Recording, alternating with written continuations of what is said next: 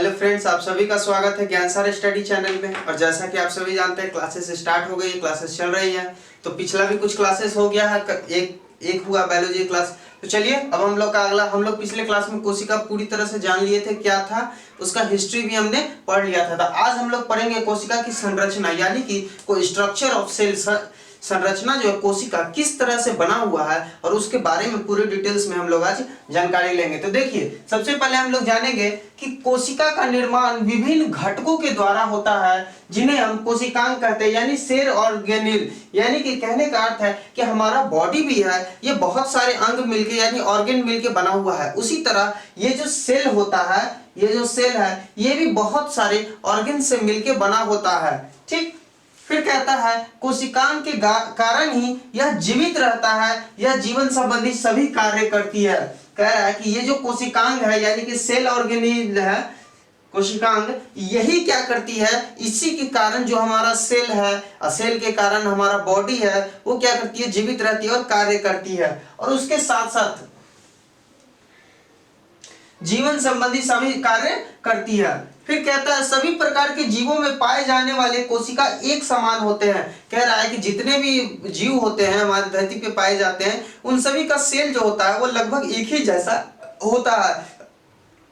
तो जीव तो हमारा पादप भी है, यानी पेड़ पौधे भी है। तो पेड़ पौधे का जो अलग सेल होता है वो अलग होता है, और जीव यानी मैमल्स ये सब होते हैं, जो इनके जो जीव होते हैं सेल्स, ये सब क्या होते हैं, एक जैसे होते हैं। तो आइए अब थोड़ा सा और जानेंगे कैसे कैसे होते हैं। तो इसे अध्ययन की दृष्टि से 3 भागों में बांटा गया है। सेल के अंदर तो बहुत सारे चीज मौजूद होते हैं, लेकिन इसको पढ़ने के लिए थोड़ा 3 ही भाग में इसको बांटा गया है। तो 3 भाग कौन कौन सा, आइए हम लोग देखते हैं। सबसे पहला कह रहा है कि कोशिका झिल्ली या प्लाज्मा मेम्ब्रेन।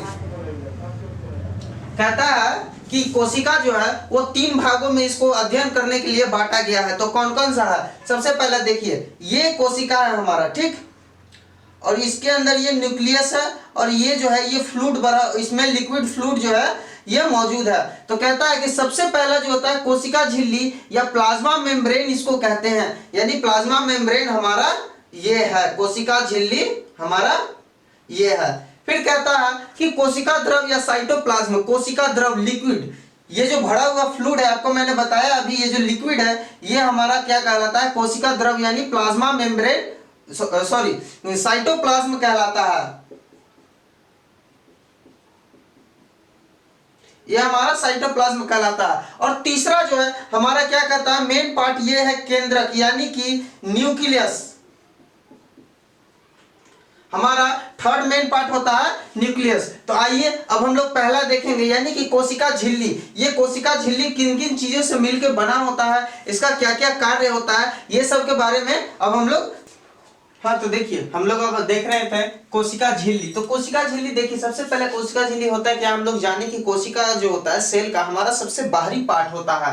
यानी कि हमारा ये मान लीजिए कि ये सेल है, तो इसका ये सबसे बाहरी पार्ट क्या है, प्लाज्मा मेम्ब्रेन है। तो ये पार्ट है। तो कहता है कोशिका के बाहर एक बहुत ही पतली तथा मुलायम एक झिल्ली होती है, जिसे कोशिका झिल्ली कहते हैं। कह रहा है कि कोशिका के बाहर एक पतली सी एकदम मुलायम में झिल्ली होती है।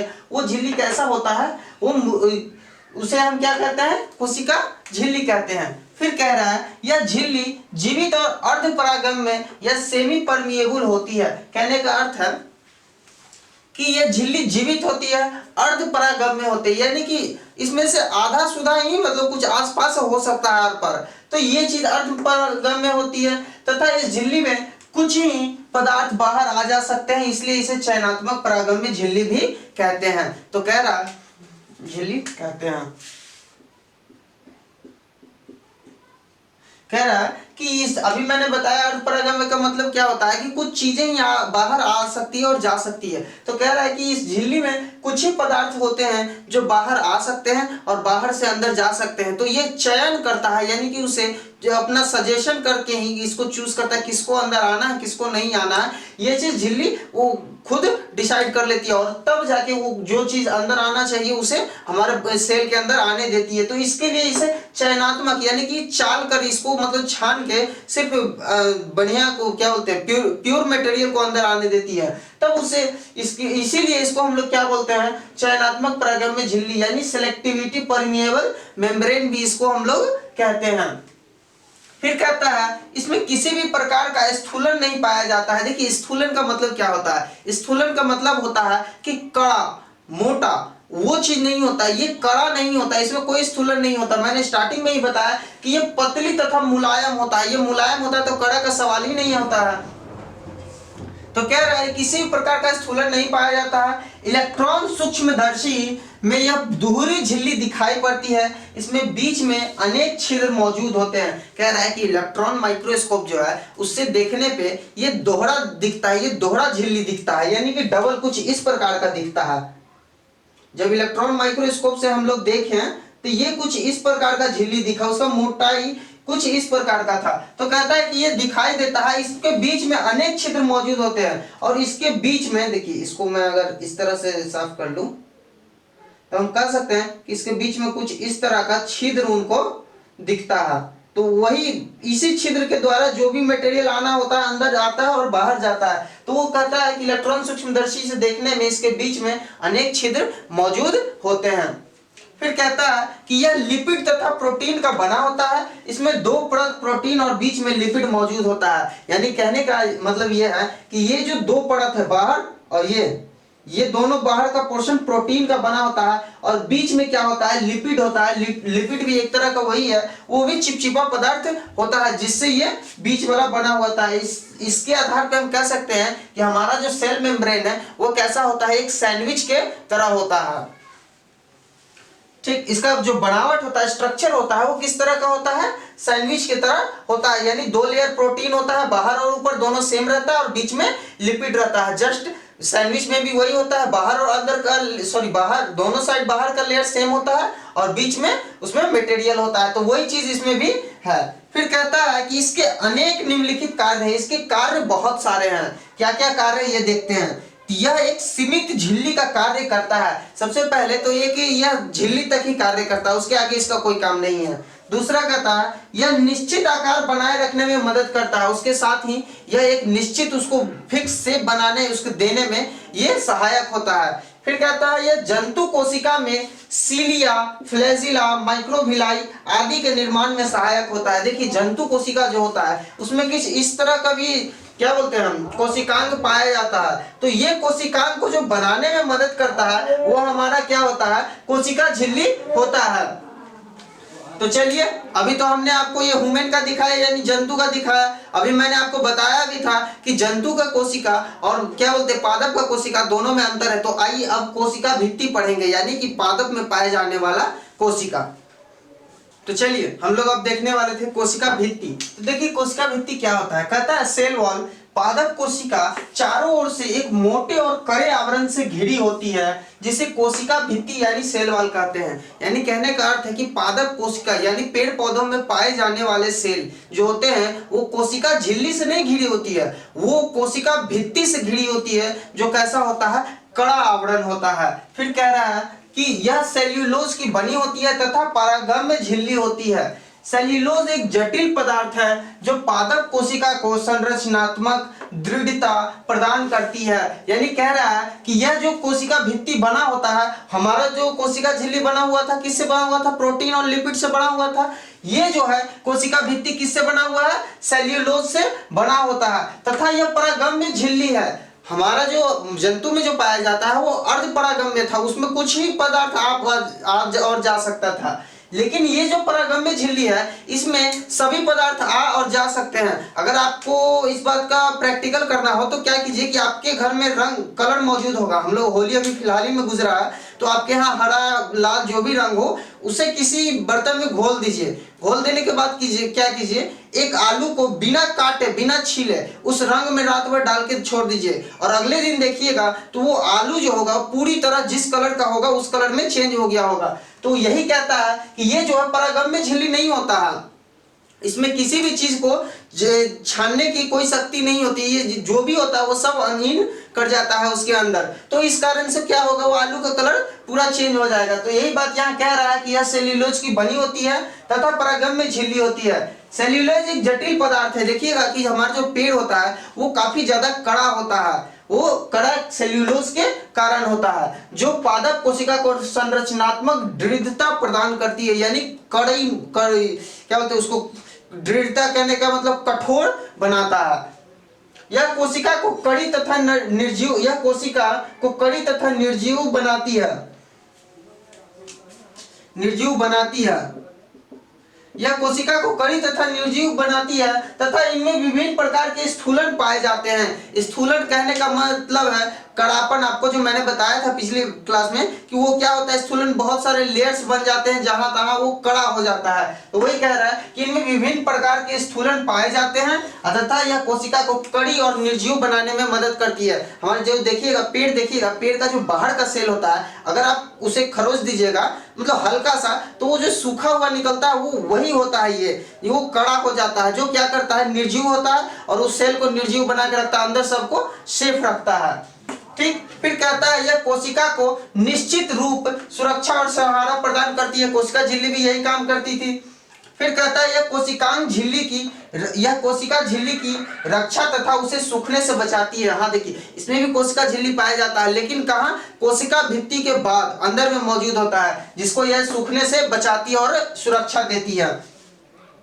सॉरी, ये कोशिका झिल्ली की रक्षा करता है तथा कोशिका को सूखने से मदद करता है, उसे नहीं, तथा कोशिका को सूखने से मदद करता है। ये क्या करता है, कोशिका जो होता है, सेल जो होता है, उस सेल को सूखने से मदद करता है। फिर कहता है कोशिका, अब देखिए हमने कोशिका झिल्ली पढ़ लिया था और कोशिका भित्ति ये भी जान लिया, ये दोनों क्या था, लेयर था बाहरी। अब अंदर में आ जाइए, कोशिका द्रव या साइटोप्लाज्म, कोशिका द्रव जो अंदर का गाढ़ा सा लिक्विड मौजूद है। अब देखिए उसको क्या कहता है, यह कोशिका भित्ति एवं केंद्रक के बीच होता है। इसमें अनेक अकार्बनिक पदार्थ जैसे खनिज, लवण, जल, कार्बनिक पदार्थ, वसा, प्रोटीन, कार्बोहाइड्रेट मौजूद होता है, जो निर्जीव पदार्थ है। अब हम कह सकते हैं ना कि कार्बोहाइड्रेट जो है, अगर मान लीजिए कि आपके बॉडी से कार्बोहाइड्रेट कैसे निकालेगा, अगर किसी तरह आपका बॉडी कटा या जो भी नुकसान हुआ, तो किसी कारण बस सेल से वो व्हाइट सा जो चिपचिपा निकलता है उसी में मौजूद होता है, तो वो जो निकलता है वो तो निर्जीव होता है, लेकिन हमारा सेल जीवित होता है, उससे दर्द वो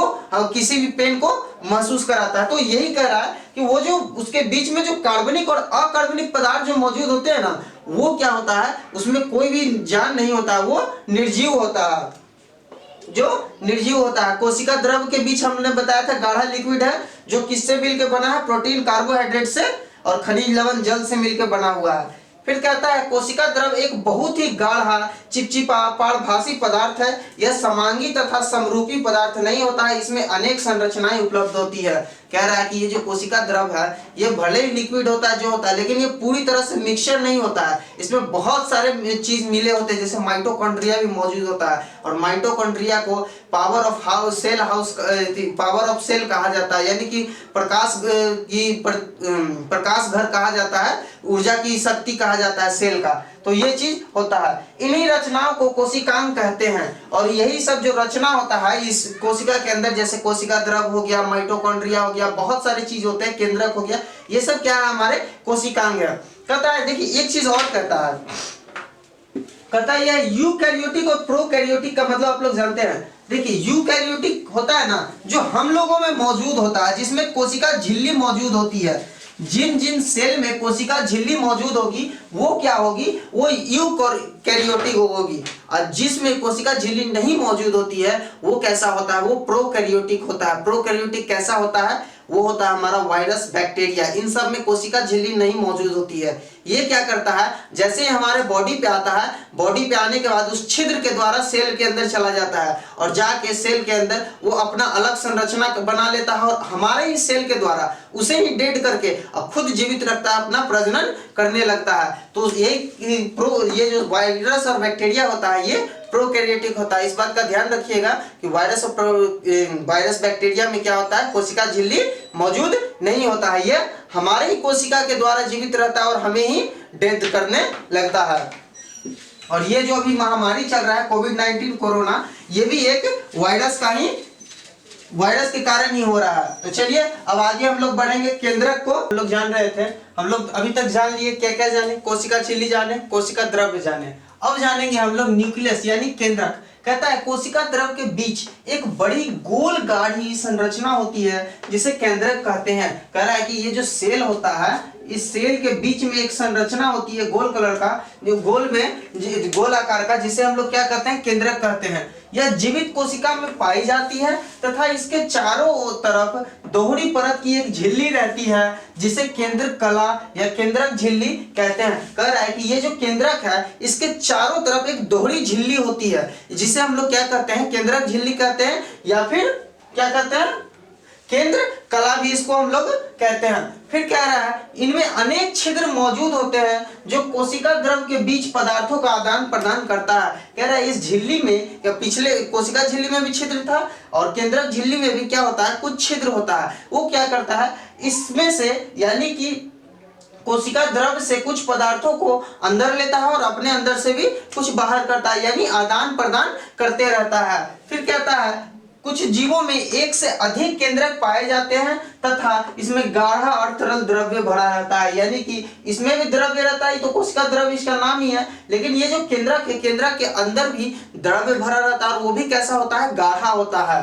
और उसके साथ साथ यह जीवों में एक से कोई जीव ऐसे होते हैं, हर सेल में एक ही केंद्रक होता है, लेकिन कुछ जीव ऐसे भी होते हैं जिनमें एक सेल में एक से अधिक केंद्रक भी मौजूद होते हैं। फिर कहता है जिसे केंद्रक द्रव्य या न्यूटोप्लाज्म कहते हैं, और इसके अंदर मौजूद जो लिक्विड होता है, जो द्रव्य होता है, उसको हम लोग केंद्रक द्रव्य या न्यूटोप्लाज्म भी कहते हैं। फिर कह रहा है केंद्रक द्रव्य में महीन धागों की जाल जैसी रचना पाई जाती है जिसे क्रोमैटिन जालिका कहते हैं। कह रहा है कि केंद्रक ये जो केंद्रक होता है, मान लीजिए कि ये केंद्रक है, ठीक, ये केंद्रक है, इसके अंदर कुछ जालीदार झिल्ली मौजूद होता है। वो झिल्ली को हम लोग क्या बोलते हैं, क्रोमैटिन जालिका बोलते हैं। वो झिल्ली हमारा क्या होता है, क्रोमैटिन जालिका होता है। यह डीऑक्सीराइबोस न्यूक्लिक एसिड यानी कि डीएनए प्रोटीन से बना हुआ होता है, और इसका काम क्या होता है, ये आप लोग पिछले क्लास में भी पढ़े होंगे अभी तक में, कि ये जो डीएनए होता है ये हमारे अनुवांशिक गुण को एक पीढ़ी से दूसरे पीढ़ी में ले जाने का कार्य करता है। इसके कारण ही हमारे जो भी पूर्वज होते हैं उनके कुछ ना कुछ गुण हमारे अंदर भी मौजूद होते हैं, जिसे हम लोग कभी कभी बोलते हैं ना कि डीएनए टेस्ट करके पता कर सकते हैं कि इनमें किनका गुण है, यानी किनका लक्षण है इसमें। तो वही कह रहा है कि यह डीऑक्सीराइबोस न्यूक्लिक अम्ल से बना हुआ, प्रोटीन से बना हुआ है। यह अनुवांशिक लक्षणों को एक पीढ़ी से दूसरी पीढ़ी में ले जाने का कार्य करता है, अभी मैंने बताया। फिर कहता है कोशिका विभाजन के समय क्रोमैटिन जालिका के धागे अलग होकर कई छोटी और मोटी छड़ जैसी रचना में बन जाती है। यानी कह रहा है कि देखिए कि जब कोशिका का विभाजन होता है तब होता क्या है कि ये जो जालिका है कुछ इस तरह में बदल जाता है, कुछ इस तरह का ये जालिका बना लेता है, और ये कुछ छड़ के जैसा, यानी कि कुछ इस प्रकार का छड़ है ये, और इसमें कुछ इस प्रकार ये जो है इस प्रकार की संरचना बना लेती है, जो हमारा क्या कहलाता है, डीएनए कहलाता है। जब कोशिका का विभाजन होता है उस समय ये टूट जाता है और टूट के इस तरह का विभाजन करता है खुद का भी, और करने के बाद ये दूसरे भी कोशिका में भी चला जाता है। तो वही कह रहा है कि यह विभाजन के समय क्रोमैटिन जालिका के धागे अलग होकर कई छोटी और मोटी छड़ जैसी रचना बना लेती है, में बदल जाते हैं, जिन्हें गुणसूत्र या क्रोमोसोम कहते हैं। हम लोग जानते हैं कि क्रोमोसोम क्या होता है, और वुमेन्स में यानी कि मनुष्य में क्रोमोसोम की संख्या कितनी होती है, 46 होती है, यानी 23 जोड़ा, 23 पेयर्स। कह रहे डीएनए के क्रियात्मक खंड को जीन कहते हैं, यानी ये जो प्रोटीन होता है, ये क्या बोलते हैं, क्रोमैटिन जालिका, इसका जो खंड होता है, यानी कि जो टूटता है, ये जो छड़ जैसी संरचना बनती है, इस छड़ जैसी संरचना को ही हम लोग क्या बोलते हैं, इसको हम लोग बोलते हैं जीन। ये हमारा क्या होता है, ये हमारी गुण को एक पीढ़ी से दूसरे पीढ़ी में ले जाने का काम करता है। डीएनए को आनुवांशिक पदार्थ कहते हैं, यानी कह रहा है कि ये जो जालिका होती है, इस जालिका को हम लोग आनुवांशिक पदार्थ कहते हैं, और ये जो अनुवांशिक जीन और ये जो जीन होता है इसको अनुवांशिक इकाई कहते हैं। यानी कि देखिए इसको एक बार मैं थोड़ा सा बता देता हूं। अनुवांशिक पदार्थ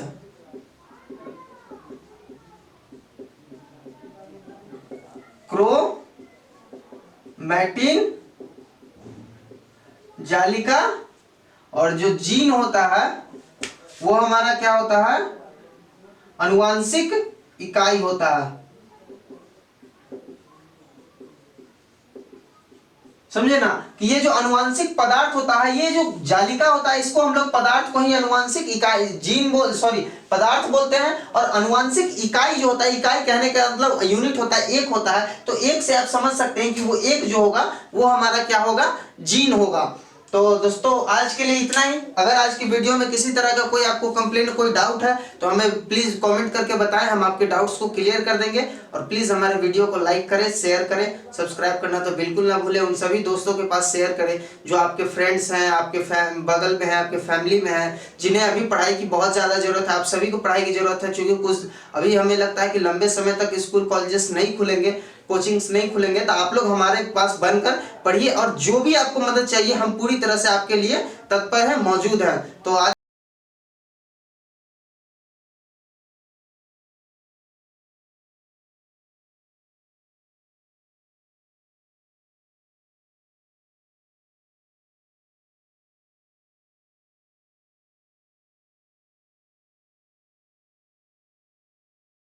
के लिए इतना ही। Thank you.